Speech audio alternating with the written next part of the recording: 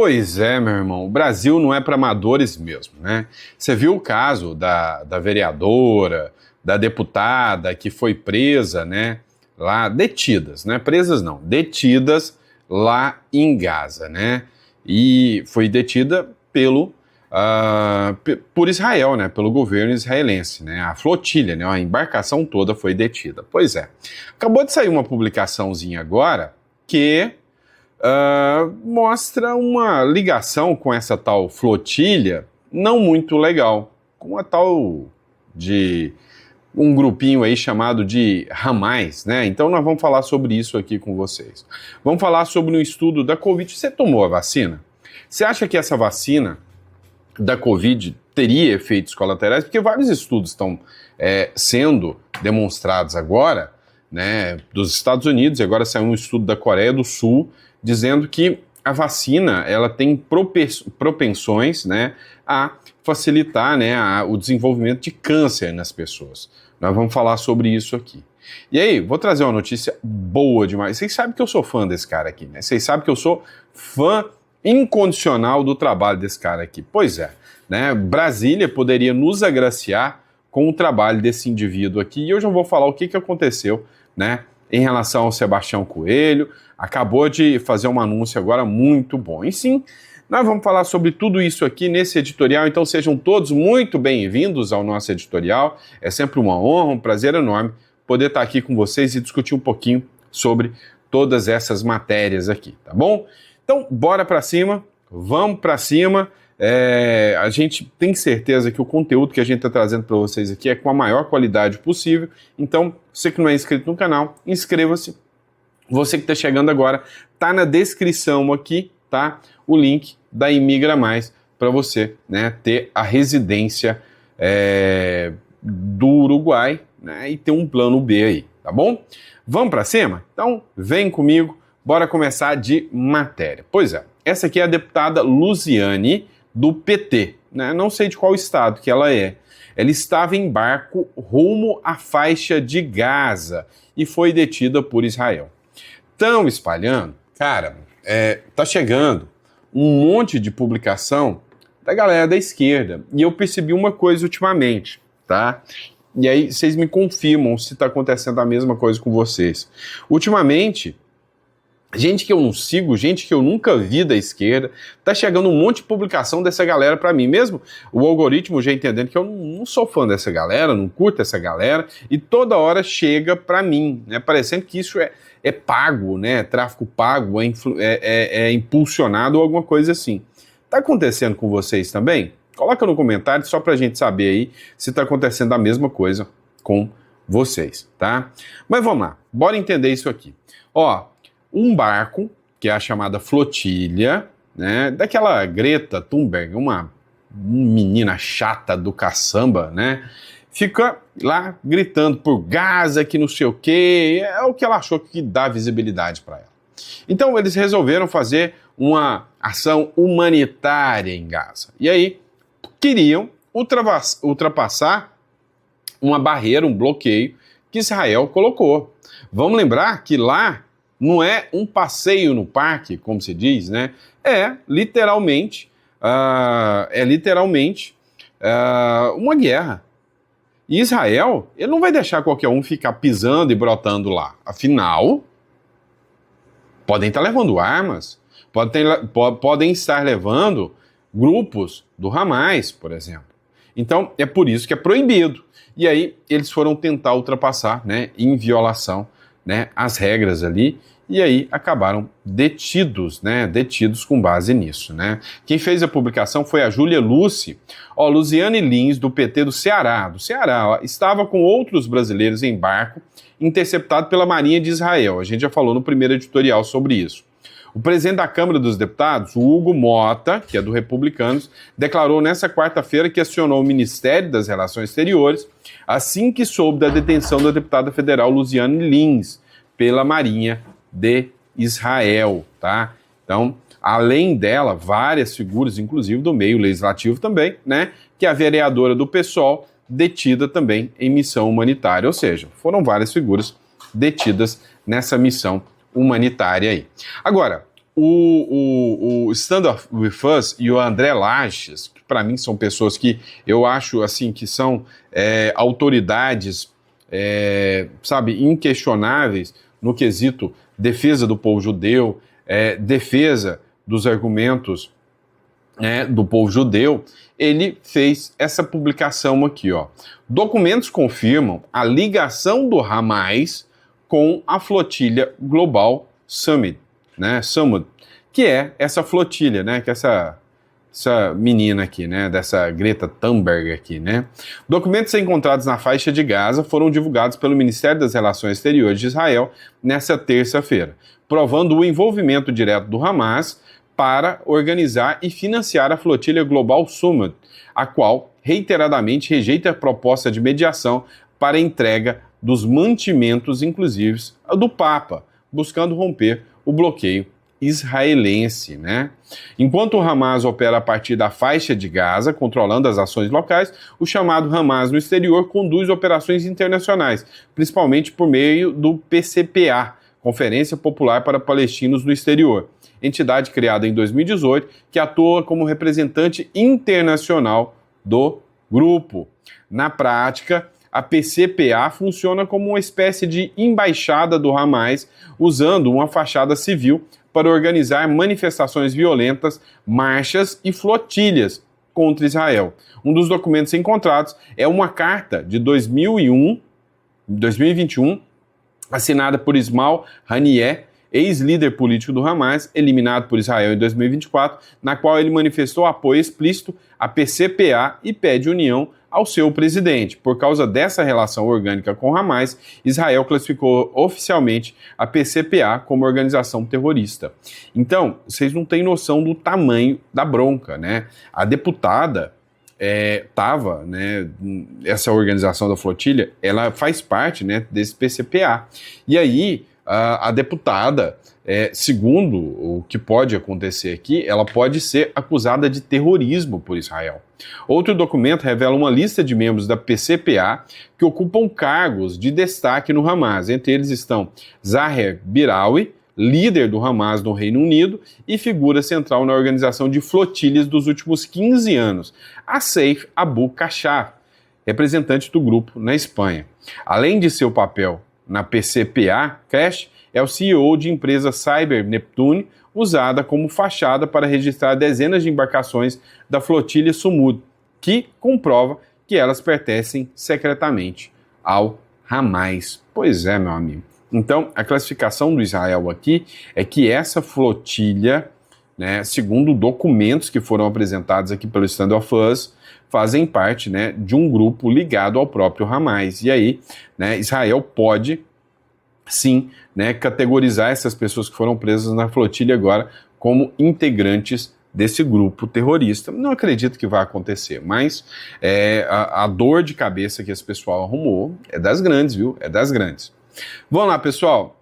Estudo da Coreia do Sul diz que vacinas da Covid-19 aumentam o risco de câncer como de mama e de próstata. O estudo, divulgado na revista Biomaker Research, da editora Springer Nature, analisou o registro de saúde de mais de 8,4 milhões de adultos entre 2021 e 2023. E aí, segundo esse estudo, concluiu que as pessoas vacinadas contra a Covid teriam maior incidência de 6 tipos de câncer, incluindo câncer de pulmão, câncer de próstata, câncer de mama e tireoide também, tá, pessoal? Pois é, grave, hein? Segundo os autores, o risco seria mais elevado em indivíduos com mais de 65 anos, chegando a 68% de chance de desenvolvimento de câncer de próstata, tá? Então, homens com mais de 65 anos podem ter desenvolvido câncer de próstata e 53% mais chance para câncer de pulmão. Mulheres vacinadas seriam mais suscetíveis às cânceres de tireoide e colo retal, enquanto homens teriam maior risco de tumores gástricos e pulmonares também. Pois é, né? Olha, eu não assusto em nada, né? Se qualquer dia algum desses figurões que fazem parte dessa nova ordem chegarem e falarem na cara dura, né? Só o que a gente já sabe. O objetivo é eliminar grande parte da humanidade, porque não tem como, né? E aí, né, fizeram todo um escarcéu em cima disso, né? E parece, né, que o objetivo era realmente eliminar as pessoas, né? Então, assim, não podia falar que esse vírus era de laboratório chinês, hoje tem estudos dos Estados Unidos falando sobre isso.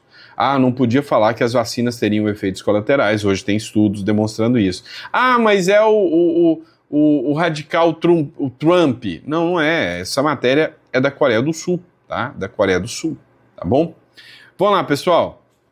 Matéria do Metrópolis. Essa é das boas, né? Vocês reclamam que eu não trago boas notícias para vocês? Se enganaram, tá vendo? Aqui tem uma boa notícia para vocês. Sebastião Coelho confirma a candidatura ao Senado em 2026 pelo Partido Novo. Pois é. Olha, eu já venho falando para vocês, eu tenho uma afeição maior ao Partido Novo, tá? Para mim o PL não é um partido, nunca foi um partido de direita. O partido que mais é fiel às suas convicções, de certa forma, e assim, eu conheço os parlamentares do Partido Novo, conheço o Van Hatten, Adriana Ventura, sou amigo do Paulo Ganimi, né, que era o líder do Partido Novo, um cara, assim, excepcional, sempre estendeu muito a mão quando a gente precisou, o Paulo Ganimi, né, então uma figura, assim, muito solícita sempre, um cara que eu sempre vi no Paulo Ganimi a vontade de fazer a diferença. Ele não estava ali pelo dinheiro do cargo de mandato, o cara nem precisa disso, um economista renomadíssimo, então o cara nunca precisou disso, tá? Então, assim, realmente, acho que foi uma escolha muito, muito boa do nobre, ilustre e colega jurista Sebastião Coelho, né? Ex-desembargador, ex não, né? Uma vez eu tomei um pitaco do meu professor, que eu falei, o senhor é ex-juiz, né? Ele falou, ex não, eu sou juiz, só que eu sou um juiz aposentado, então eu nunca vou ser ex-juiz, eu sempre vou ser juiz, só que dessa vez eu sou aposentado, eu nunca fui expulso, né? Então, o nosso querido desembargador aposentado aí, Sebastião Coelho. O anúncio foi feito pelo magistrado por meio de uma publicação no próprio seu perfil no Instagram. O Partido Novo me convidou para disputar a eleição no Senado pelo Distrito Federal em 2026. Convite feito, convite aceito, vou enfrentar mais esse desafio na minha vida, com a coragem e a determinação de sempre, declarou o Sebastião Coelho, tá? Declarou o Sebastião Coelho. As pautas que defenderei na campanha são as mesmas que defendo hoje: família, liberdade, democracia e independência entre os poderes, com um olhar crítico para a atuação fora das quatro linhas. De parte dos ministros do STF, também vou defender o Distrito Federal, a começar pela manutenção do Fundo Constitucional. Pontuou. Pois é. Olha, já tem minha torcida, não pode ter o meu voto porque eu não voto em Brasília, né? Mas já tem a minha torcida incondicional aqui porque eu acompanho o trabalho, né, há tempos do eminente, né, excelentíssimo senhor desembargador Sebastião Coelho, uma figura que para mim, né, é um nome ímpar da política brasileira. Vamos lá, pessoal, matéria da revista Fórum agora, galerinha da Left People marcando presença aqui com vocês, ó. Fórum, tá bom? Revista Fórum. Ó, o que acontece aqui? Comissão da Câmara aprova projeto que limita o poder do STF e restringe ações de partidos. Meu amigo. Foi aprovado, né, por parte do pessoal lá da Câmara dos Deputados. E isso aqui foi uma resposta, né, ao Supremo Tribunal Federal. Tá? A CCJ aprovou esse texto que limita poderes de ministros do STF. Essa publicação do Bruno Zambelli aqui mostra o trecho, né, que a CNN divulgou falando sobre esta aprovação. Escuta só. A Comissão de Constituição, Justiça e de Cidadania da Câmara dos Deputados aprovou um projeto de lei que limita as decisões monocráticas de ministros do Supremo Tribunal Federal. Decisões monocráticas são aquelas proferidas por um único magistrado. Elas são mais comuns na primeira instância da Justiça, mas também podem acontecer em órgãos colegiados, como o Superior Tribunal de Justiça e o próprio STF. Segundo a proposta, o ministro deverá submeter a decisão monocrática à análise do plenário da Corte na sessão seguinte, com risco de nulidade do parecer. O projeto também determina que somente os partidos com um percentual de votos poderão apresentar ao Supremo ações que não exigem um caso concreto para análise. Na prática, o texto reduz o número de partidos que podem acionar a Corte. Como tramita em caráter conclusivo, o texto seguirá agora para análise do Senado, caso não haja algum recurso. Cara, espetacular isso aqui, sabe? A oposição deu um tiro no pé tão grande ao apoiar, né, a PEC, né, da imunidade. Por quê? Porque ela caiu. Ó, foi aprovado na Câmara, caiu no Senado, então não deu resultado nenhum. Entregou de bandeja para o Lula o discurso de combate à corrupção. Olha que ridículo isso, né? Dizendo que, olha, tá vendo? A oposição articulou, mas teve foto até do PT, mas diz eles que eles são quem combate a corrupção. A oposição articulou para que agora deputados corruptos não possam ser presos. E aí caiu. Com razão, o projeto era ruim, caiu, tá? Agora, o que é o grande problema? Tinham que ter apoiado isso aqui, ó. O que esse projeto faz na prática? Esse projeto aqui, na prática, ele diz o seguinte, olha, sabe aquele negócio de ministro dar uma decisão monocrática sobre decisões que podem ser tomadas pela Câmara dos Deputados? Vamos lá, tá todo mundo definindo um projeto, vamos aprovar a anistia, né? Vai lá, um partido nanico, vou falar como o Partido Novo, da direita, ou o PSOL da esquerda. Vai lá e apresenta um pedido e fala, olha, eles estão votando tal coisa no Congresso, não deixa votar.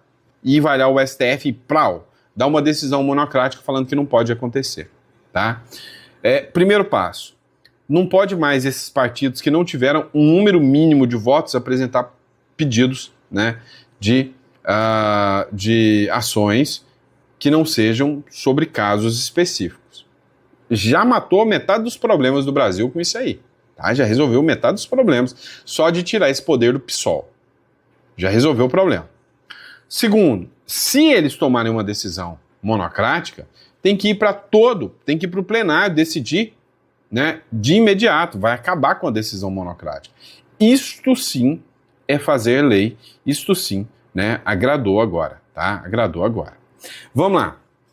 Tá rolando também, né, uma medida aí do Gilmar Mendes para aprovar uma lei. O Gilmar Mendes está articulando politicamente para aprovar uma lei que barra a aplicação da Magnífica aqui dentro. Na prática, seria uma lei, né, que diria o seguinte, olha, bancos brasileiros não podem impedir a negociação em real de ninguém aqui dentro do Brasil. Pode sim impedir em dólar, mas em real não. E aí os bancos iam falar, olha, Estados Unidos, eu sou proibido de impedir aqui conforme a minha lei aqui, então não vou aplicar. Porque os Estados Unidos vai falar, que bom, você tem uma lei legal aí dentro. Está sancionado pela Magnífica também. Pronto, né? Mas olha só, trecho aqui da Globo News. Por sanções, garantir que elas não terão bloqueio de contas em reais. Então, como Eduardo Bolsonaro está tentando isso, Paulo Figueiredo está tentando isso, que o governo americano, com sanções a esses bancos ali nas suas filiais nos Estados Unidos, forcem essas instituições a bloquearem contas em reais, ou seja, limitar cada vez mais as transações financeiras dessas autoridades, pessoas sancionadas. Mas, neste caso, aprovada essa lei, fica proibido. Você não pode apagar. E o banco não pode. E o banco terá, aí vai ser um trabalhinho para o banco, mas ele terá que ir na justiça americana e falar, vem cá, tem lei no Brasil, eu não posso cumprir isso que vocês estão pedindo. Eu posso ir até proibir transações com contas em dólar, mas em contas em reais, operações reais, a legislação brasileira proíbe. Aí isso é uma coisa que vai ser criada no Brasil? Não. Segundo as pessoas responsáveis pela elaboração deste, que estão chamando de Lei Geral Anti-Embargos, outros, por exemplo, países europeus já adotaram uma legislação semelhante por conta de embargos que o governo americano adotou contra Cuba, adotou contra o Irã, que... Peraí. Então quer dizer que Cuba e Irã se protegem dos embargos e alguns países europeus, nem todo país europeu é aquela flor de democracia, aplicaram. E aí, né, Cuba e Irã usam essa lei para se proteger e o Brasil quer se usar também, né? O Brasil está muito bem representado, né? Está tomando modelos e exemplos de gente muito boa, né? Cuba e Irã. Acabavam de forma secundária atingindo instituições financeiras europeias. E isso está em vigor, só está funcionando lá. Se funciona lá, a gente pode adotar aqui no Brasil também. Não é algo que nós estamos criando. Já existe no mundo exatamente para evitar esse tipo de sanção. É isso que seria feito, né? O projeto já está praticamente elaborado. Deve ser apresentado por um parlamentar, senador ou um deputado, contando com o apoio da cúpula da Câmara. Afinal, ela já foi ameaçada de sanção também. Vamos lembrar que Eduardo Bolsonaro ameaçou tanto o Hugo Mota quanto Davi Alcolumbre de sanção, né? E isso acabaria ali criando uma regra geral aqui no Brasil para mostrar para o governo americano: olha, eu posso ir até aqui, além disso eu não posso seguir. Vai virar uma batalha judicial nos Estados Unidos, mas eles acham que, pela experiência de outros países, teria sucesso. Os bancos brasileiros teriam condições de se defender ali nos Estados Unidos, caso o governo americano realmente aumente ali a pressão. Neste momento, ouvindo essas pessoas que estão até com conversas nos Estados Unidos também, a avaliação que, por enquanto, medidas contra bancos não estão sendo estudadas. Estão sendo estudadas novas sanções contra ministros do STF. Pois é, né? Estão sendo estudadas novas sanções contra ministros do STF. Os caras estão usando isso, literalmente, né, para se proteger, né? E aí vem, né, o Gil Diniz, que fez uma publicação aqui, né? Tentaram burlar a Magnitsky. Dá uma olhada aqui, né? Nesse trecho aqui da matéria lá da revista Oeste. E ontem, no programa, nós trouxemos uma fala do ministro do Supremo Tribunal Federal, Gilmar Mendes, defendendo a criação de uma lei para blindar autoridades brasileiras de sanções internacionais. É possível criar uma legislação nacional para blindar os efeitos da Lei Magnitsky? A gente vai acompanhar a resposta que nos foi gentilmente enviada pela equipe do Dr. Aragão. Ontem, o que nós vimos em Brasília, com o ministro Gilmar Mendes defendendo abertamente a criação de uma lei para proteger indivíduos sancionados por sanções americanas ou sanções de outros países, é mais uma cena, mais um capítulo dessa novela brasileira, onde as autoridades estão muito mais interessadas em se autoproteger em detrimento total aos interesses do povo brasileiro. A proposta apresentada pelo Gilmar Mendes, que, segundo ele, já está articulando com o Legislativo e também com o Executivo para sua criação, tentaria proteger qualquer indivíduo, como o ministro Alexandre de Moraes, das sanções magníficas ou de sanções de outros países que eventualmente vierem a surgir. Acontece que na prática isso não tem efeito, já foi tentado inclusive pela Europa. A Europa tem uma lei similar que, em tese, as empresas europeias não são obrigadas a cumprir sanções aplicadas por outros países. Gente, as sanções magníficas, as sanções aplicadas pelos Estados Unidos, elas não são extraterritoriais, ou seja, elas só têm efeito dentro do território americano para indivíduos, empresas, instituições americanas. Elas não atingem outras empresas. O que acontece na prática é que, se você estiver negociando com um indivíduo sancionado, você perde acesso ao mercado americano. A gente já vem falando isso aqui há muito tempo, então é uma questão de escolha. Empresas gigantes europeias, como a Total, petrolífera francesa, como a Maersk, uma empresa de transporte marítimo dinamarquesa, como a Peugeot e a Renault, que são montadoras famosas, elas optaram por não continuar fazendo negócios com o Irã por conta das sanções americanas, senão elas sofreriam sanções dos Estados Unidos, elas não poderiam mais acessar o mercado americano, mesmo com a legislação europeia protegendo elas, dizendo que elas não precisavam seguir seguir qualquer tipo de sanção. Veja, a questão não é obrigar a aplicação de uma lei ou de uma sanção fora do território americano. É uma escolha por medo, por receio da sanção secundária. Escolha que as empresas fazem. Ou eu continuo operando com os Estados Unidos, ou eu sofro uma sanção secundária por operar com um indivíduo sancionado e não posso mais acessar o mercado financeiro americano, o dólar, ou transacionar com os Estados Unidos. Qualquer empresa global, qualquer empresa séria vai preferir manter acesso ao mercado americano. E é o que aconteceu na prática na Europa. A gente viu isso acontecendo. Não vai ser diferente do Brasil. Qualquer legislação brasileira que tente blindar os ministros não vai ter uma eficácia plena, porque bancos brasileiros vão continuar preferindo operar com o mercado americano, continuar tendo acesso ao dólar, do que ter uma conta com o indivíduo sancionado. E qualquer obrigação que venha do STF, do governo brasileiro, para que bancos nacionais façam isso, desmoraliza completamente o sistema financeiro brasileiro. Pode criar uma crise ainda maior, não só com os Estados Unidos, mas globalmente. Não é a atitude que a gente quer ver, não é a atitude correta para o Brasil. Mais uma vez a gente vê o poder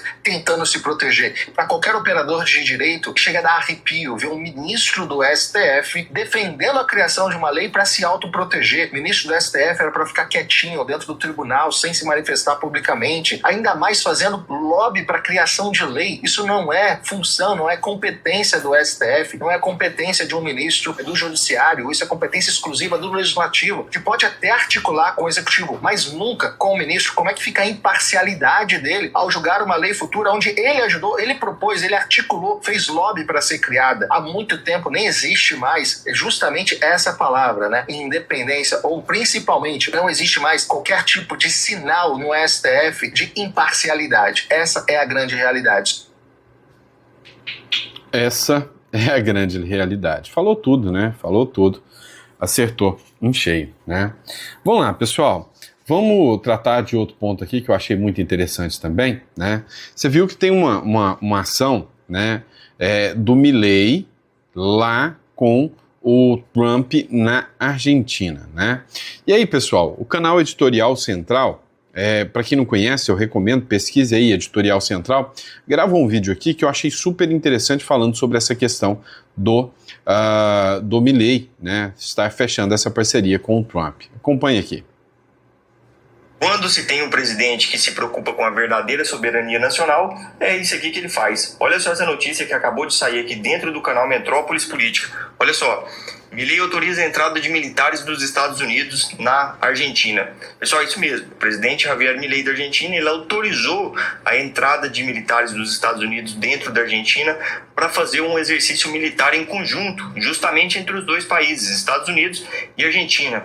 O exercício ocorrerá entre o dia 20 de outubro e 15 de novembro, em Mar del Plata e em Tierra del Fuego, no sul da Argentina. O decreto assinado pelo Javier Milei, ele cita o compromisso com a estabilidade regional e a segurança internacional. Aí eu quero te fazer uma pergunta. Se o Brasil tivesse realmente um presidente que se preocupasse com a sua soberania e usasse todo o poder dos Estados Unidos, seria muito mais fácil combater o crime organizado, combater essas organizações criminosas aqui no nosso país. Não é verdade? Deixe nos comentários, tamo junto.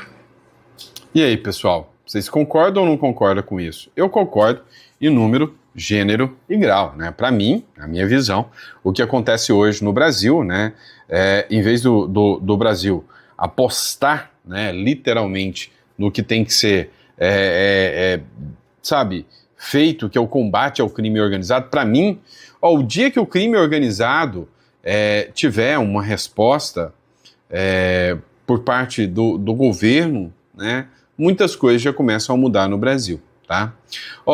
Forças Armadas mobilizam tropas, blindados e caças em exercício na região amazônica, matéria do The São Paulo News.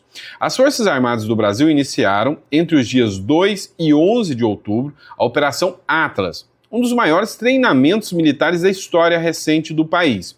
A ação reúne cerca de 10 mil militares, sistemas de mísseis, caças, blindados e navios, em um exercício que ocorrerá no estado do Amapá, Amazonas, Pará e Roraima, né? O objetivo é simular um cenário de guerra de forma realista, incluindo planejamento, deslocamento e execução de operações. A finalidade central é avaliar o nível de preparo das tropas brasileiras para a defesa da Amazônia sobre a soberania nacional. A região é considerada estratégica por ser alvo de espionagem internacional e de atividades do crime organizado, como tráfico de drogas além de estar frequentemente associadas às tensões políticas. Em 2023 e 2024, a área já havia recebido reforço militar em razão da crise envolvendo a disputa territorial entre Venezuela e a Guiana pela região de Essequibo. Cá entre nós, pessoal, não é muito estranho, né, o pessoal discutir isso agora, justamente num momento em que o Trump está ameaçando invadir a Venezuela, porque os cartéis de drogas estão atuando ali na região amazônica.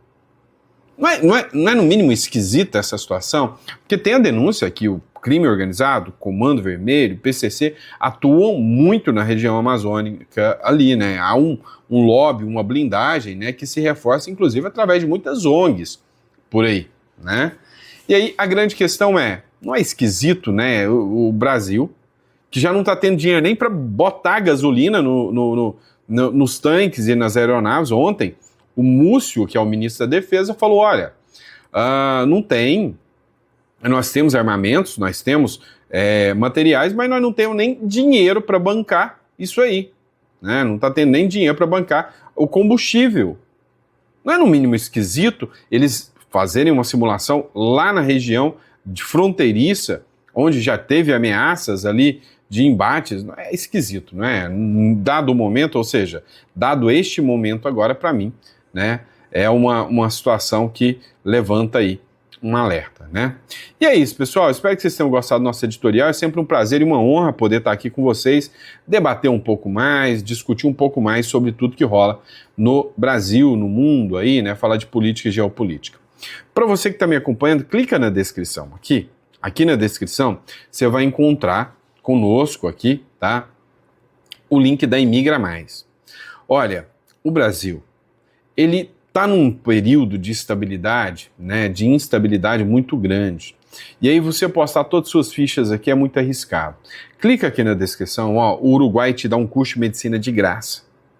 Se rola uma guerra aqui no Brasil, você que é pai, mãe, você vai querer deixar seu filho aqui e sabe, ou vai tirar ele daqui e mandar para um lugar onde ele vai estar como imigrante legal? Não. Busca residência, busca garantia do seu filho estar em algum lugar. Então, o pessoal da Imigra Mais vai estar aqui para poder te dar o suporte todo aqui, tá bom? Muito obrigado pela confiança, pela credibilidade e vejo vocês no próximo editorial. Abraço, pessoal. Grande abraço.